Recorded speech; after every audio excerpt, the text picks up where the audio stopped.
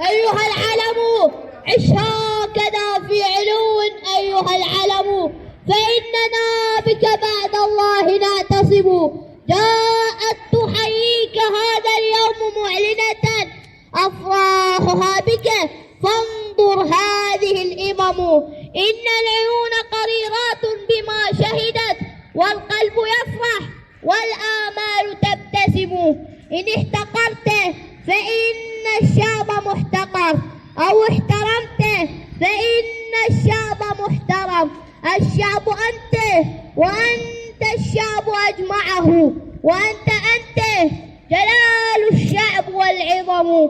فإن تعس سالما عاشت سعادته، وإن تمت ماتت الآمال والهمم. هذا الهتاف الذي يعلو فتسمعه، جميعه لك فاسلم أيها العلم.